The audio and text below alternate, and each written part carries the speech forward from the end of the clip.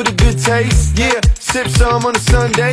Fine wine, I'm alive, it's a good day. Yeah, I'ma treat the block like a runway. Start the party. If you want a good time, better call me. Meet me on the dance floor, move your body. I can tell you in the mood, don't mind me. Hey, hello. I want some more. Hey, let's go. Hey, I feel amazing.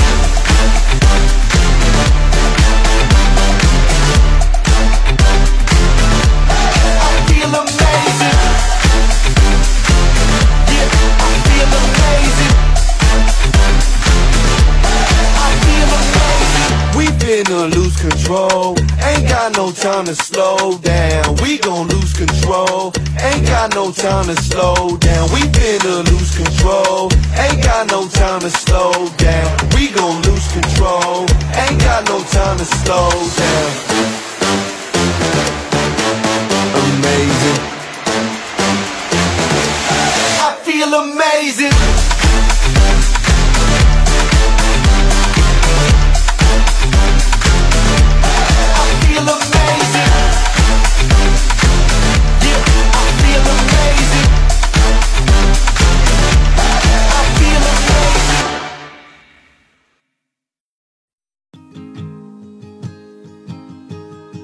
Today, December 30, 2024, this is the day nga mo yung ginahulat ni Shandy. Along the way, grabe dyan namong pray para mahimo ning successful ang amo ang big day. And this day, like a very special day for us, kay na-achieve na gid namo ang among ginapangandoy. So today is our one very special day. So December 30, 2024, the most awaited moment naman ni B-Boy. We waited this long para lang yun malegalize me, and I am so happy na ako ang dream. Yes, natupad na yun. Nabot na giningtak na we will spend the rest of our lives together. Dati, it is just a dream. Now it is, or it come true. Alright, today, ako yung gibati kay kanang mixed emotions, no? Kay dugay namang gud namon ni ginahandom together with Shandy, hilabi na sa weather. I saw fireworks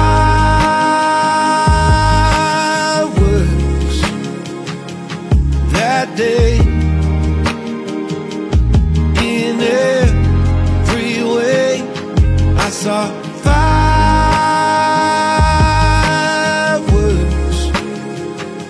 the second time in 2 days. You know, first meet jud namo is naa sa church. And then that time kanang nakita na ko siya murag itog na love at first sight. Char. And then after ato nga time nga murag na inato, ako din siyang gichat. Mo tong first time ako nakita si B-Boy. And kanang una-una wala nang ako ginagpansin though. So after ana sa mga church service, tingala ko na yung nag-chat sa kuha. Then pag open ako is siya. Siyempre, lalaki, gipanguyaban dayon. And then pag panguyab ato, gibasted ko. So dili pa na ko siya gina-entertain ato na time kay mag-take pa mig board exam. Nagapapansin gid siya ba. So kadugayan nahimo siya official me after 2 years na iyahang sige kong panligaw sa ko. Una, niana ko sa iyahang binasted mo ako noon, naging asawa na kita ngayon. Mga to siya. So sa church gud ang mga first meet.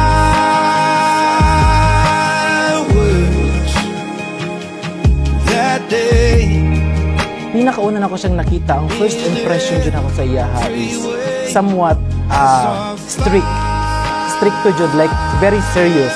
Kay may pagkaano mo siya kanang introvert ba. Pero along the way na realize na ko na sa mo ang relationship, grabe din niya kabuutan, grabe niya ka-caring, and most especially God-fearing.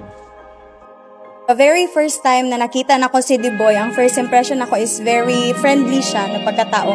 Makita man gud ako na outgoing siya na pagkatao, and then madali lang siya makihalubilo, which is evident until now. So, wag na ako ang makita sa iyaha, and which is positive man pod kay maayo siya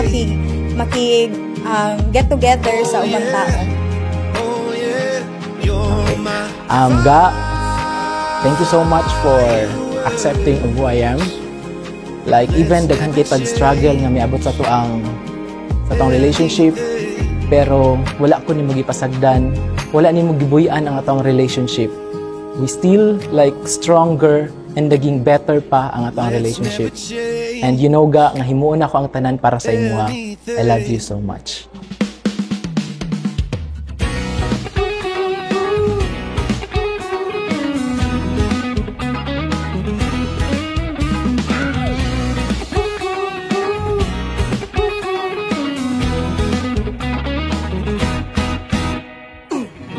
Hello guys, good morning.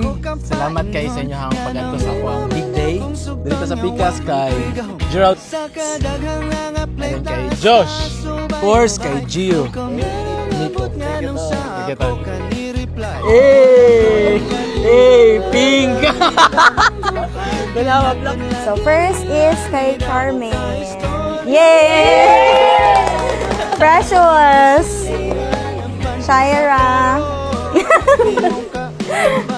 Jane! Thank you! Ay! Wala siya na. Oh my God. Swipe life. Yay!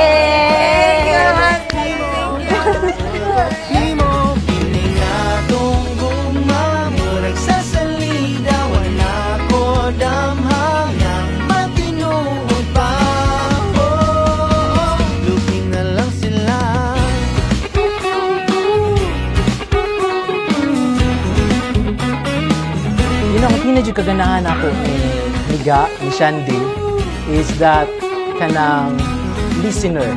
Kaya ako manggod, grabe na ako katokative. Sige, yung istorya na siya, maminaw lang gina siya. And then aside from Ana, nag-suggest siya sa kuha nga, no, inani. So aside from listener siya, naghahatag ko siya sa mga advices, mga corrections. In that way, na-change ko niya ako ang life. Muna ako pinakaganahan sa iya. And then buutan, siyempre, given naman na guwapa, sexy, ano na sa iya. So for me, like, she's the ideal girl para maging wife. The characteristic na kay D-Boy is very responsible. Maupon ako ang ginatingala sa iyaha as a person.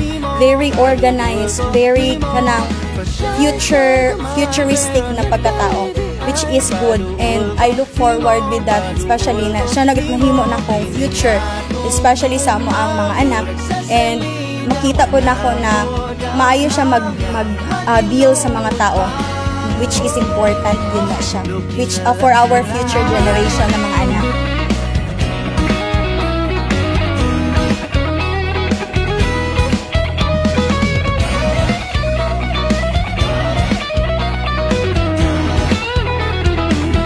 Our relationship is like a roller coaster. There are many problems, but we stand and fight for our love. 2 years ago, we're in the middle of our relationship. I'm proud and proved your true love, and I'm proud to share to everyone the unconditional love that you've given to me. I realized that you are the one. Ikaw din ang nahatag sa Ginoo para sa akin. I love you so much. We've been tested many times, distance, time, instances, but one thing I am proud of is through every challenges and storms, we stood side by side. I am forever grateful for your love, especially for teaching me how to love.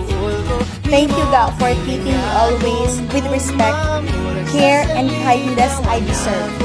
With you by my side, I just don't dream, but I live a love that is true, deep and lasting. I am so thankful to call you my first love, my pastor, and my husband, and forever. I love you, God.